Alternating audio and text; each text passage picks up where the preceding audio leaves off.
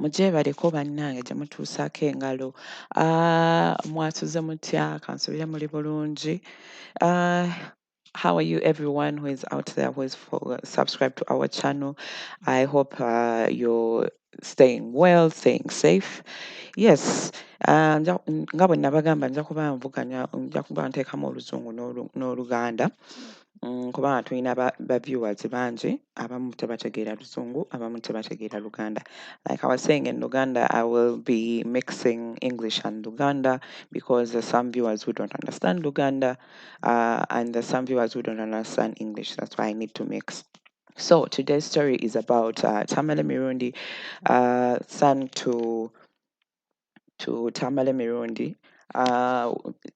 He's called Tamale Mirundi Jr. So he came out and talked about what is going on and said that Bobby Wine has won by the popular vote already, and that's why the government is shaken, because you can see things that they're doing.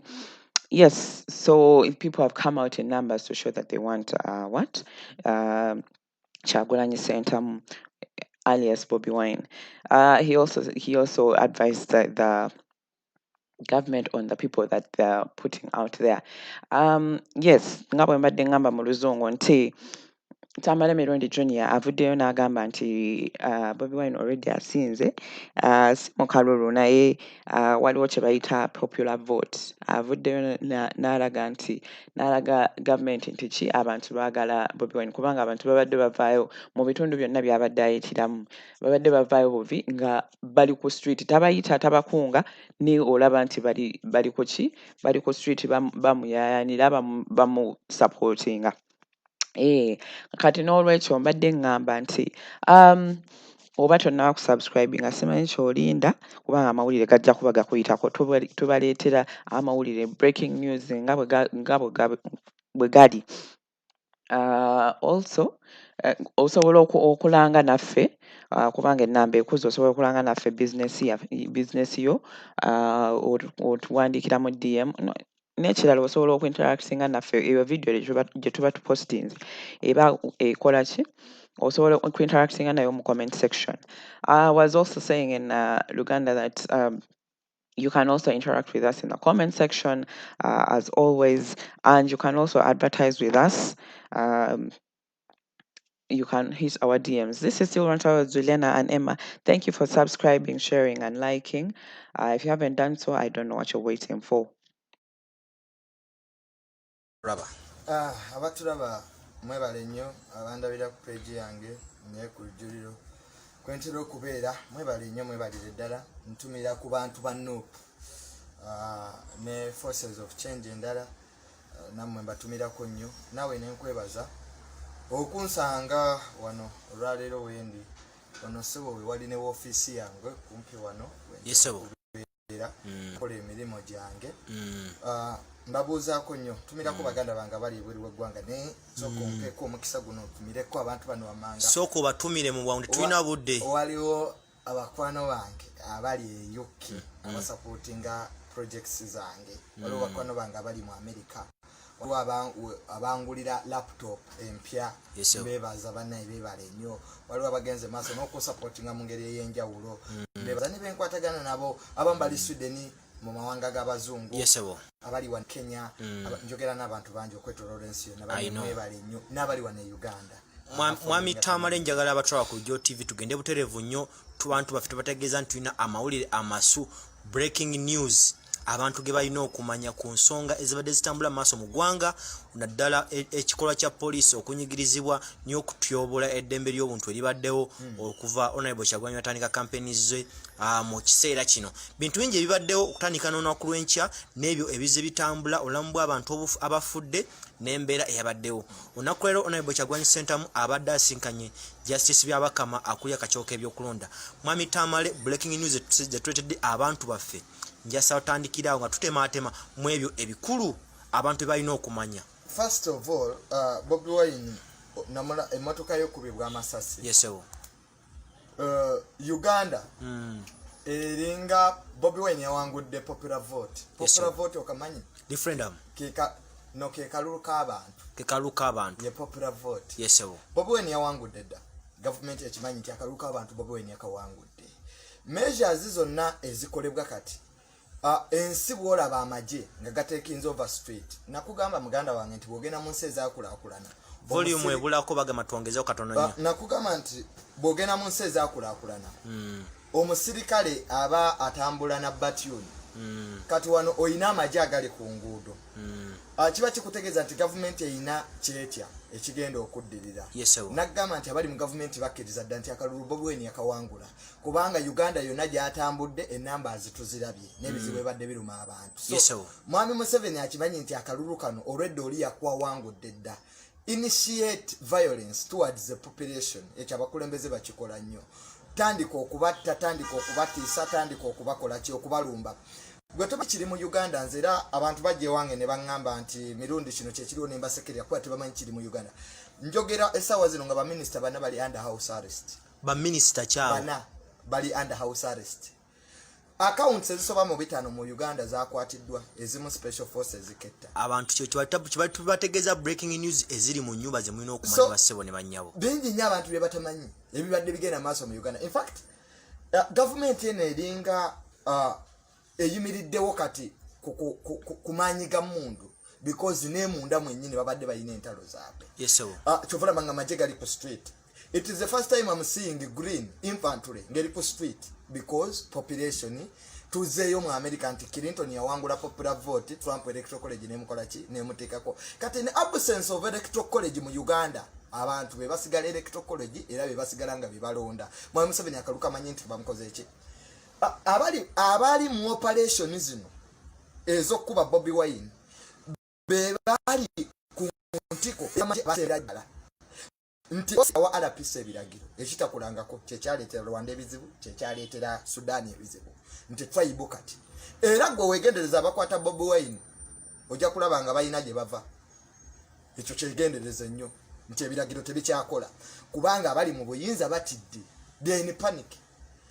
Okuba Bobi Wine amasasi abatumwa okola bino oluusi ne uniform zaabwe tosobola kuba tracing because now the deep state is coming up to protect. Kati kyetulina mu Uganda bakkiriza nti abantu batukyaye. In fact Mwami Museveni okulera ku buyinza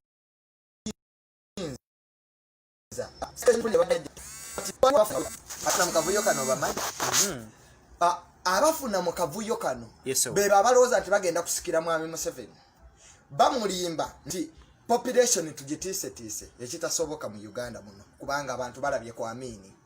Tewali nsi muganda wange olabika njagala oddeyo osome ebyafaayo. Tewali nsi bantu 56 bafira mu kwekalakasa parliament nesigalayo mu liseesi kyabadde mu Uganda wano okka ne tuwanika emikono ne tugamba nti kituufu ddala n'ensi yafa. Abantu 56 nga tetuli mu lutalo nga munnamawulire wa America omu bw'afiira mu lutalo America ebimaze odduyingiramu kakati mu mwina 56. So ebitongole bino ebyokwerinda birina abatidde bayitirivu. Operations ezikolebwa gwe temuzimanyi zikolebwa ekiro. Abaana ba people power 10 bakwatiddwa ekiro kyajjo nga babajja mayumba gaabwe. Bino byonna teri abyogerako kubanga media abasajja bagiwamba. Olwaleero abasajja bali mu kutya tuzeeyo mu biseera bya mmoyo.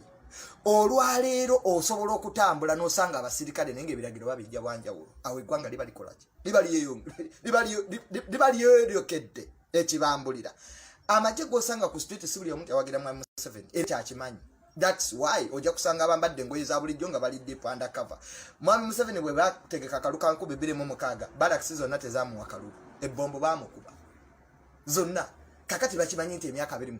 Ekyokusatu tebasobola kutta Bobi Wine tebakyakisobola balina omukisa ogwo bali bamugirawo mwaluwa ekitakyakola ki ekitakyasoboka olwaleero nti Bobi Wine bali balina mugirawo ki mwaluwa ekyo tebakyakisobola kikola. Kakati ku ssaawa ya leero bwe tubanga tuyina nti popular vote Bobi Wine yagiina ey'abantu abamukoze eki ababadde bamuwagira. Now the only option you have is intimidate society kuba abaali aboka sente banamawulire abasinga tebaziina buli omu talina sente nga balowooza bagenda kuzimba empire. Olwaleero Bobi Wine akikubye ekyo tekiri ku mmeeza. So the only thing that we can look at ekisobola okuyamba Uganda ndaba akalulu kano nga kagenda kuba yamaanyi basooke balinnye mu katini because Bobi Wine ayinza obutatuusibwako obuvune naye they are liable to these live bullets. They are. And security afande kato alikubisago apocha.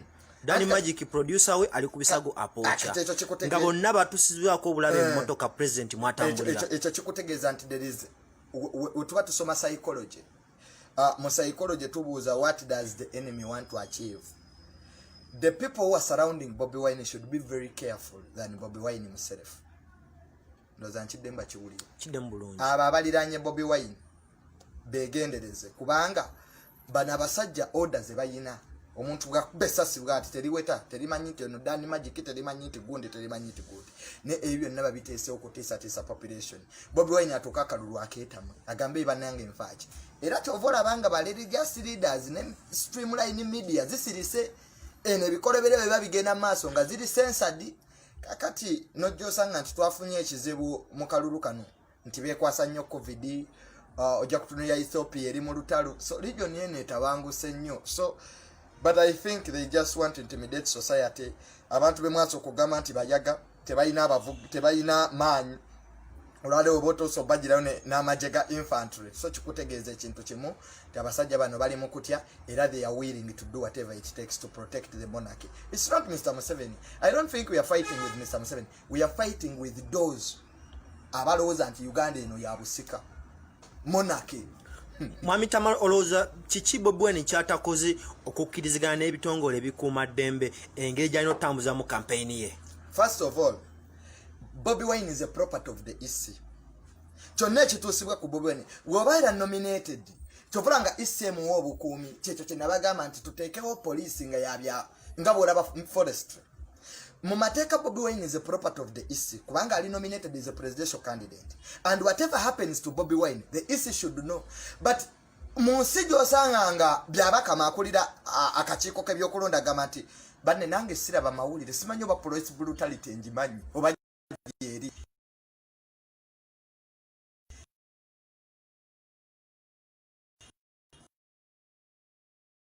you can never be a manager when you are not managing something. Okay. You get that is take a dome at all cost. Kwa property ya isi. Kakati byabakama akulira akakiiko is telling you banesina buyinza obuyinza babu wamba and I can authoritatively tell you special force ya wamba daka chikako abakola ground wakabalala byabakama yabawandikira wane baluwa recently wajiraba nebye bamuddamu wabiraba. I remember. So you remember that letter? I remember. But Byabakama is exonerating himself from the future. If this election goes to court and it's nullified, Byabakama will come out to clearly say that I'm the EC chairman. I wrote this letter informing the security agencies to stop atrocities towards the presidential candidates, and they refused because you cannot hide in COVID. Even you cannot kill people. Ngane COVID tenabata. Abantu betu akafira mu riot season. Basi nga COVID be yakata. So omusirikale mu reasonable force okitegeera America weberumba ensi naye n'amateeka agagifuga. Ethiopia yalumbye Tigray region. Lwaki prime minister Ethiopia yalemedeko nti twakubye mizikiti? Lwaki prime minister yalemedeko nti twakubye masomero? Because n'abayeekera abasembayo bayina amateeka agakola ki agabafuga ag'entalo. Kakati tuvuganya His Excellency President Museveni tinkabulwa nti n'amateeka ag'entalo agaviolating atinga tetuli mu lutalo. Kitegeeza ki okuba ekifaananyi kyawona? Bobby Wine is a property of the EC. EC chairman bw'avaayo n'atugamba nti naye police brutality abadde tagirabanga kera yagamba nogamba nti yeetalaba mawulire n'akwata ebbaluwa n'agiwandiikira ab'ennaggulu because the military took over the election. In fact, this is not an election now, we are in a selection and a death. Okay? That's how low we are. Nti abantu atano mukaaga bafa parliament nesigalayo mu recess. Ekitabanga mu nsi yonna. So I think as the political players, because Bobby Wine tanaganako tebamugamba ogenda gy'alaga. Nze njagala nnyo owa police atugamba nti Bobby Wine ono ayina kubeera Masaka alijjinja. You are violating the rules of the EC. But if this so-called Bobby Wine is in that place as the EC framed, the EC framework, okay, you don't have jurisdictions. The only thing you can do is to salute the head of the act. President Parliament taking emergency powers. The Prime Minister of Bungereza again am Parliament okusing emergency powers. But that's how selfish he is. He will not use the real laws because you must give accountability to Parliament. Aita mwere Okay, Bobby but see abayita. People come in and it's generate to every Ugandan. They should vote leaders that they have identified with. So the people are maligning Bobby Wine okubika company ye Masaka. Echo kisasa akarumo. Echo no badde tokimanyi. Badde sikimanyi. Bobby Wine okumisinga eri campaign. Because an election not an event. Tetuli ku mukolo. Teyali Masaka, teyali Jinja. Ebyo byonna bisazisaamu akalulu. This election can be nullified because an election is not an event. The process is legal. It's from concessions which never took place and some candidates were consulting. That's when the illegalities of an election happen. And the lawyers will tell you, the people who are doing this want to malign the democracy of this country, and we cannot accept that. If we are having a president after 35 years and you cannot even respect a person to come and have a life. Okay. Bobby Wine, ekizibu kya Uganda, South Korea ategeka kalisante because they have infrastructure development. Ebisawe ebiri enclosed. But now you can't. You can't do that because you don't even have the infrastructure development to sustain an election that is scientific. And a scientific election means you never be closed, you get a kubala bibiri bagamba baito. But muchiseranga ne government masks to our set at zitu kangambat. So how can you blame Bobby Wine? So ebyo nabikolera Bobby Wine. I think Mr. Museveni bamuli. Mwami Tamale, nje kusaba tuba ku Lujo TV amanye.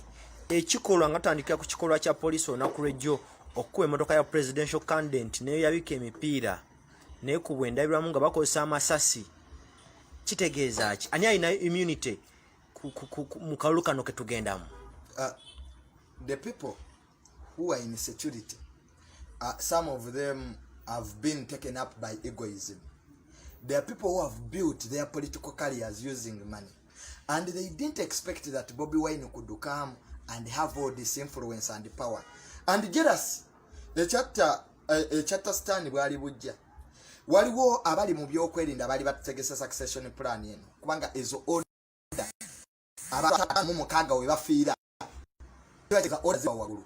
And remember nantaba story omanyi kankubulire mugana ebintu bize bibawo mu Uganda nga batu babitulize maso sebulime bamujja kamine bamukuba amasasi omuseru nagamba order from above ne tumubuza above yani Jeno eri tumwine eyayimba ngenyimba z'amaje mu lutalo because teyalwana bamukubesa teyaddayo kulwana yayimbiranga bagenze ko bamala okulwana nabakomona bayimbira ennyimba n'abasabira yali pastor mu lutalo olwalero yasitukana ganti the police is allowed to kill people. Mukamawe His Excellency President Museveni we yabadde ayogera mu speech ye yakkiriza obuvunanyizibwa government weina n'agamba tugenda kulirira abantu kati where is General Tumwine getting all these briefs? He's supporting the military to kill people. His boss is compensating the victims of the atrocities. So I think we have 3 governments in one. Mwami Tamale Mirundi unakwero presidential candidate Robert Kyagulanyi Ssentamu asisinkanye chairman wakachoka ebyokulonda Justice byabakama namulopera namutegeeza ensonga ezitambula kaluka esimbyewo namutegeeza n'okutulugunyizibwa police kwemutulugunya okutta abantu n'okutyobola eddembe lye ng'omuntu n'eddembe ly'Abannayuganda. Kakasa bulungi tebadde mu nsinkane n'obitegeddeko tujja saba tubitemeteme abatwala ku Lujo TV babitegeere. Omanyi nze byabena ku statement olwaleero sobola munenya because I'm in a position of knowing who is controlling who. Sagala kubeera kiiso kya mbuzi kirekerera bagambe kirekerera omubazi ne kitunulira ne kirekerera omusi ne kitunuliza omubazi. There is that Uganda saying, what should Byabakama do if you're in his position? Ogambye Bobi Wine property ya isi property ya isi yalina omuvunanyizibwa Byabakama nga president bamunominatinga yajja ne special force ekitebe kya isi kyonna n'akisalako nomination day and mark his speech n'agamba nti nze ndi nkyali president olozali agamba Bobi Wine bali agamba Byabakama I'm still the president, okay? And teri agenda kola fujo one yali agamba Bobi Wine bali agamba Byabakama kakati nze siri mu level vuma Byabakama as a failed to tryinza kusanga mwana wonga ina kondo mu mitweto n'omuvuma Byabakama as seated in bombo ngomwana wa myezi 3 no sankondo mu nkozesa kati n'omukupu yabagikozesa de Byabakama as in bombo. So instead of attacking Byabakama I should attack the security agencies. Byabakama has failed this role, not that because he's a bad person. Wano twavumanga Badru Kyagulanyi. Okitegeera nga bagamba nti Badru Kyagulanyi yagamba nga 1 + 1 = 11 ne tumuvuma n'agenda ne tuga nti kebalese justice amanya amateeka osanga ekyo tekinatukako batena mu government ya president Museveni bwetu eri president Museveni muyekera lwaki wali awangu dakalwa kalifia lwaki justice byabakama victimize the electoral commission. They will make the electoral commission not to work. I don't think byabakama had the say in the companies that are going to pray about. I don't think.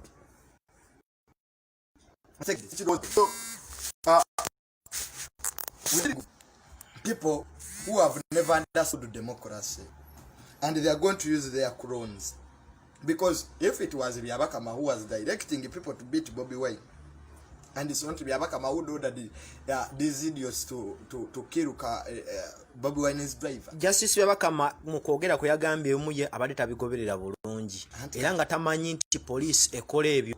That is kati ekyo yabadde avuma Bobi Wine okumugamba nti ebimu gwe n'ogenda okulopa ewa taatawo naga nti mwana wange bakubye nnyo naye tuula wali. Byabakama is telling Bobi Wine sina buyinza era taddayo. Is a chairman. Byabakama is a manager of an election. Is not a spectator. Are you losing hope in Justice Byabakama? Because I know who is controlling Byabakama. This is a man who has, you see, he has a duty to organize an election which is free and fair. The man is telling you, I don't even know what's happening in this election, and you go back again in this. Byabakama naga nanga mawulire galaba omuga jifatimye bigenda amaje victim asyamba kulia isite baliwo. No, there are people who want to malign democracy. Abaloza nti buno bwa kabaka. Those are the enemies of this country. Byabakama is being used like a condom, like the way other ministers are being used, and everyone has come to appreciate this. What can you predict for the final results? What I can predict, Bobi Wine agenda kuwangula popular vote ekyo buli omwachi manya abantu bagenda mu akalulu. Leka bakole bintu bisatu. Omanyi kankubulire enkime yinzo okulaba ekibiranga kijja. Niroza nti ebintu byetulimu bya muzanyo. Government ya President Museveni manyi nti abamu bamuwa amagezi mafu. Leka Bobi Wine awangula akalulu ako banausinge otherwise, because President Museveni is worried about the chaos that will come after the election. That's why you are seeing the military, the moment you see the armed officers on the streets, kasola military amajeti bagakolera kubera ku street borabanga impact zola babantu ekyeno ndiro sabasajja bamulide kyayogedde yagambye nti ebyafaayo batta abantu 8 ku luno basa 5 mu 6 ne batekawo akakiiko akakola ki akanonyeza kati government okola akakiiko manyiche buli wola banga government ekoza akakiiko manyiche kiba kitegeeza. President Museveni kwogera kwe mwami Tamale, President yagambye banyalirire abo abatenyigira mu kalakasa kati government nyigira mu kwekalakasa mbugenderevu tebalina mukisa kuliyirirwa bigambo bya president wabadde ayogera gye buvuddeko eri eggwanga. Kati yakiriza, first of all yakiriza nti bebatta abantu. We have organized crime in Uganda. Ekyo yakiriza. That's how unpopular is. Kubanga nze manyi nti saweziyebega Museveni atandise okulaga kala ze entuufu abantu akyabeegu yakoki gwe nogenda mu West Nile nga tebakwagala n'okwanda bino bibebe kulu bye nayo nano biwa sente because impact ki. There's no impact. Kakati gwe omusajja yateekamu sente mu projects ezo babala mubona bonna ne bamulimba mu lutalo lwa Bobi Wine tabakyamusobola. What they can do is to form a government of national unity nze kyembagamba, to give buli omu yeera mu government is like a mirror. Abakwata Bobi Wine bava kati de kaba mukwateko omusiru ajja kuba Bobi Wine sasa ekibuga kyayana badokira omusiru defini wasa Philippines makwina siba mutira ku airport Ferdinand Marcos amajega America sige gamujja mu banka nga yekwese mwanda we ya president mutumusoma byapayo. In fact it is the initiative of the army to protect Bobi Wine for their safety. It is in the initiative of President Museveni and his group to protect Bobi Wine. Nero akubanti tebayina batugambire ki iwe mwana Mwami Tamale mukusinze twalabye obutambi watambudde na ku radio na ulimu ekyatambudde buli omu yakkiriza nti Bobi Wine yayise ku mugo gwa ntaana obulamu bwe buli in danger anti obwabwe buli in gwe kankubulire anabatayina helicopter wanonge etukota abana be basiba ali wasudiru babayigiza kubuuka kudivinga mazi okitegeera you see historians say that the Bourbons abali bafuga Bufaransa they learned nothing and forget nothing tebayina kye bayiga ate tebayina kye beerabira kwa tebayina kye bayiga with the history of Uganda after our history is made out of blood the moment you start sending people aba tribe emu kwata Bobi Wine do you know that there are people who look at nalabyono omukwano gwaffe Gashomba ngatandise okuleeta ebyekisiru eby'Abanyarwanda this is not a country for Rwanda the moment you start bringing that nonsense this is not a country for what? This is not Rwanda. The moment you start for Abanyarwanda to get stupid sympathy so that you can get legitimacy on how you are going to use guns in an election to kill people, which is wrong. This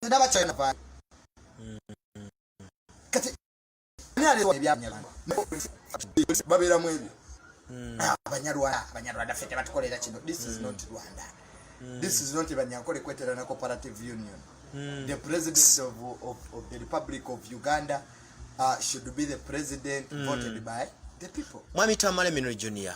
Atraba yandiagadde okumanya ti Bobi Wine kati addukire wani kubanga isi teri suubi Bobi Wine aina addukire wani mu kaseera kano Bobi Wine aina abantu okitegeera Bobi Wine twakkiriza agenda kuwangula popular vote but yes Bobi Wine yeewale okuteeka obulamu bwe matigga taddamu kuva mu mmotoka ye okitegeera Besigye teyavanga mu mmotoka an idiot can use that opportunity to bring this country down okay second ebyo bye mutandika mu abanupu okugamba there is an idiot yabeereyo taki yatandika okugamba kindimbeka ayise abanga bagamba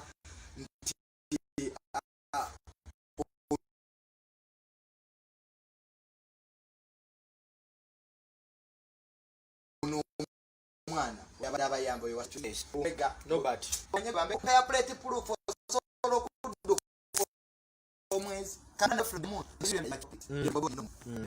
abatu take Twitter statements ku Twitter that if they fight us we shall fight him bano kakati mwena abakolera namwe mwagala kutandika ng'enaalemu nti ababakolera ate mubavuma kakati sengoyo bana gwe mwakozeeko video omanyi gwe kyekitegeeza amakakage family yegwo omanyi akati abagako obojita I think they are trying to divert so we shouldn't be diverted.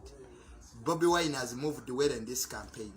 They want to make him fear bagala akalulu akaveemu bagala akalulu akakuba tuzeyombesera byasemwogerere okutuuka ensi yonna nga egaanyi ng'ensi yonna etabuse kubanga ne bw'otulugunya Bobi Wine abantu batusekiseera ne bagana ne bannange ye Bobi Wine ono gwe batulugunya yakola ki bw'otulugunya omuntu ate ne batuuka ne bamwagala they are making Bobi Wine a matter. In fact Bobi Wine afunamu nnyo they are making him a matter. Nobody becomes a matter without persecution. You're dodging my question. Bobi Wine addukire wani because isi taina buyinza security ye mutulugunya Bobi Wine addukire wani ofuna obwenkanya gwe kankoboze yalimana bali batulugunya Rwanda badikiteta bonna babadde batulugunya ensi abanansi baddukiddewo Bobi Wine akola ekintu kimu kibuzo nze nkibuuziza gwe kati Bobi Wine akola ekintu kimu Bobi Wine is on a ballot paper. Bobi Wine has votes asigalenga campaign chainokola abantu ebongera okufa kati kankubulire abantu ndiwe batafa nawo osobola okubeerawo n'ofa I know kakati ye Bobi ensi ekiraba Ssaabasajja Kabaka bebaddayo yagamba nti Bobi Wine gwaleeta okufa abatta abantu tebamanyikiddwa abajoze tebamanyikiddwa abawa ebiragiro order from above abantu babamanyi ebizimbe bine biri mu kibuga tebamanyi banyine byo kati gwe omanyi tukubanga mayinja ng'osula mu nyumba ya girasi in this coming time the biggest losers will be known nze nkubulidde tosobola kulwana n'abantu Okay. Over 40 million people. Ngetuna kumaliza. Ba King Louis abe Bufaransa singa tebaliko. Yali afuga Bufaransa ya bukadago. Nga wabobo ntebaweza na million. Babo Javi abajoze ensi. Kakati wotuka mu kisenge ng'olimu wekka ne mwenyampira. Buli omu aba amanya nti gundi yakoze ki? Ekiseera kituuse. Luli bagobanga. Ba Malinga. Bambire bagenze bakubye sente Commission of Currency Malinga ne bagoba.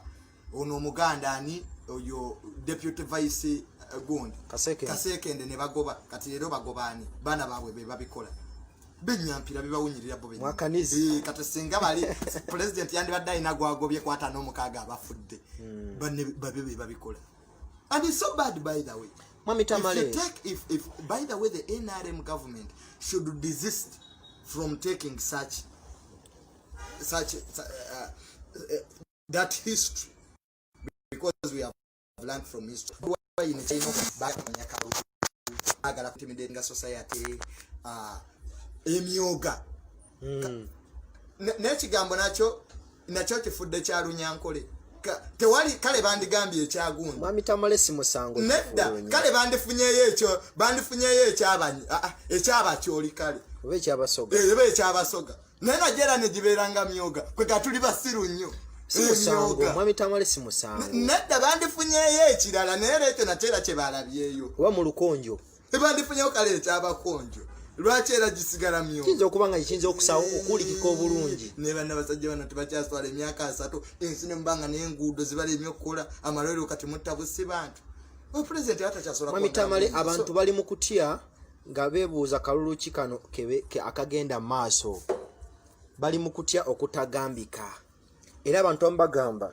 tebeetegese kugenda maaso na kulonda kalulu kano anti Kampala kiki abakuuma ddembe kibagezaako okuteeka mu bannansi nga kulonda kubindabinda kakati waliwo n'abatawagira gavumenti abakuuma ddembe kyovola banza abantu banopo kyembagamba ate nawe teweeteeka mu buzibu essaawa ziweze 12 lwaki toddeyo lwaki otambula ku 2 naawe oba ow'omulabe omukisa omusogeina golozo gumete mumanyi gye babiri bamanyi nawe bakumanyi nange bamanyi naye ate walira byempologoma eri obwana bw'empisi ya butwa kyotegeeza ekintundu ku bo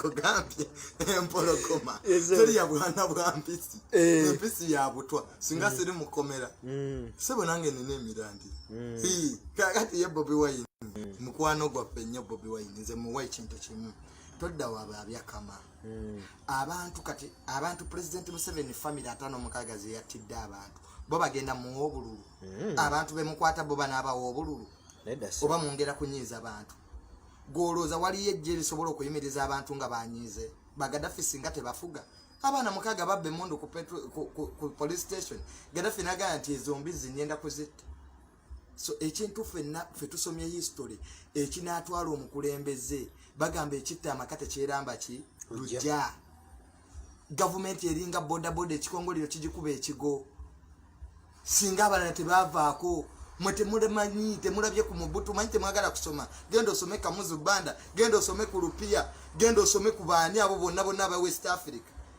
eno Uganda etaweza na bimotoka bya tia gas mitwale 5 so nete twagala kugamba abantu nti bagende ku street bekalakase tetwagala fujjo nopo bantu ba mirembe era kye kitukoze kituwagisizza muna Uganda agenda kola atya banno kusigala ku campaign zaffe kubanga abantu bagenda kola ki bagenda kutuwagira ne Bobi Wine ekyokubiri alekera okukola press conference nga president yakoze ezize that's wrong waliwo gye yakola nga n'oli ayogera gwe mulinda amalokole eyo jwe okube byayogedde naye toddamu zikola mulundi gumu naye Bobi Wine yali asettinze president until every Sunday you see it makes kisiga ekifaananyi ekirala nti wabeerawo omuntu w'omufe nze kati mbala ennaku zino sikyalabika nnyo siri musiru mbala embeera neŋŋamba nti kakati bano webakuba kati bayinza okugenda naye so bali abaleke bakole ebyabwe naye nga kyetulina okusingako okuyimirirako kwekulaba nti campaign zaffe ate abantu babaweero kaminzi abantu bagadde Bobi Wine abantu abali mu NRM abamu baagala change because change teri one sided nenale mulimu abagala change in leadership, change in income quality, because abantu bavu go ge mazima. So akalu kano kagenda kubeera very violent nga bwe twapredictinga, naye abantu bagume. Dictator ayagala abatuuse ekiseera nga mulowooza bye muliko bye bikyamu, naye nga mmwe batuufu. Stalin dictator wa Russia yakwata enkoko n'agijjako ebyoya, ate n'amala n'akwata kasooli n'agikanyugira enkoko nedda. So ze kyenyinza okugamba abavubuka tebakola fujjo, bagume tusigale nga tuwagira Bobi Wine at all. Mwami Tamale ng'osiibula abatulaba, tuyingidde omwezi gwa January, President Robert Kyagulanyi Ssentamu gonna agenda gumala akuba rallies ez'enjawulo. Bubaka ki bwandyagadde okusibirira banna struggle bannayuganda bonna ku butaka n'abebweru w'eggwanga mu kampeni egenda maaso? Nebaza nnyo bannayuganda abali ebweru w'eggwanga olwa support gye babawadde, era nenkubira omulanga bannayuganda abali ebweru w'eggwanga basupportinga abaana ba media abo, naddala mmwe lujjuliro baba supporting. Era njala Mwami Tamale sebo bategeeze tugenda kuddawo n'enteekateeka y'okusupportinga abaana bali ku ground. Ebyo byonna tetwandibirabye kuba amawulire gali censored, naye mulisikinga nnyo bambi. Era nze abaana bangi bali malwaliro. Kyova olabanga bannaffe njagala tuteekewo aka oba komitikale abaana bano Bobi Wine gyagenze waliwo n'abakyaliyo eri gye yasookera. Abaana bano babeere nga bakola ki nga bayambibwako. Nennebaza bannayuganda batutta ogw'omukisa n'okuyambako President Museveni abayita ba foreigners, kubanga eno struggle eyimiriddewo ku buyambi bw'abaki bw'abannayuganda. Ekyokubiri, abakulembeze baffe abali mu Nopu etambudde nnyo, abannayuganda bagyembracinze. Nalaba ekyali wano ebugiri ekibadde mu ejjinja, kubanga ebikajjo bibasumbuwa, bano bakwata ebikajjo ate ne babiwa bali. So tusigale nga twogera amazima. Abaana ababadde bawandiika ebintu ku social media abamu bakwatiddwa mu operation yakoleddwa. Mwami Tamale nga tusiibula, nja kusaba omentinge katono nnyo ku mukulu wo Moses Sali. Aina obaka weyogedde jjo ng'alumba presidential candidate Robert Kyagulanyi Ssentamu. Nze nabagamba ekizibu kya Bebe Cool. Bebe Cool mu dakiika 2 Mwami Tamale. Yes, nabagamba ekizibu kya Bebe Cool nti gwe tosobola kubeera nga banno be mwatandika. Omanyi omwana akula tumugeraageranya kuba ne be yazaalibwa. Kamiliyoni ali ku bwa meeya, ono ali ku bwa president, gwogaba masaati nandawe yazeenaalemu. Kati nze mba kyakwogerako yeyo comment gy'omukomentinzeeko gundi togamba waliwo omuntu gw'otayogera kuba abatakyakula. Okitegeera ate nga taata we yali w'amaanyi, tobolabanga ye Mugisha muntu, taata we yali w'amaanyi. Monteira yali musajja w'amaanyi. Muntu teyagenda mu nsiko kulwana na President Museveni kuba yali mwavu. Muntu kitawe yali minister nga mugagga nnyo. Muntu afuuka amekamanda ku myaka emito. Amagye gayinawo bakayita ye baki genocide yakateekawo akasente k'abamagye abakulu ye n'akagoba n'asajja wano kukwata kano akasente kamu. So there are people who have values bosobola okwogerako. Kati Bebe Cool kitaawo nga yali minister singa ogoba ki. Omanyi ffe twalina ebyana ebisiru ewaka nga bakuggyako essimu ennamu ne bakuwa enfu ate n'osanyuka. Ekyana ekinaaba ekisiru kiyonka maama waakyo akabina ate ng'ebbere kirirese wali kakati basina kyenkwaga. Mwami Tamale siwula batulaba ku lugira tunaalabagana oluddako mulekeraawo. Abavubuka tebakola fujjo. Museveni akwagala ogende wali ku street yakuba amasasi. Tusobola okujjako gavumenti eno mirembe ebyaddala okutukolako fujjo mwe tufunira, kubanga naali batatuwagira luli bagenze bakola ki nga bagaye kikyo. Omanyi omukazi ayinza okugaana n'omulumbayo newaabwe n'omukuba ate ab'ekyalo ne bakutta. Omukazi yakuganya okuwa naye ate n'omulumbi eyo kakati yennuupu. Okay, njalo bebaza mwena abadde ku Rugio TV program Rujege tuba Tamale Mirundi Jr nga tuku. Thank you so much. Gula fete tukera kuleekaana tusooka kukola. Soka wekalakasiza mu nnimiro nga tonnekalakasiza mu luguudo. Land road enzo musanga weena alimu. Okay. Thank you so much for watching with Rant with Juliana and Emma. Mwebale kubeerako. Mwebale kusubscribinga, mwebale kusharinga, mwebale kubeera wano. Mbako abaana baffe abali ku ground nja kubasaba mweteketeke campaign njagikola naawe ne Girudi Musiri waliwo abaana munupu abali credible tuddeyo tuyambe abaana bano. Okay. Ne foundation yange jabbakwatira. Okay, njala nnyo kubebaza mwena ndowooza muwulidde ne foundation ye ejja kuyambako. Mrs. Rant with Juliana and Emma, thank you for staying here.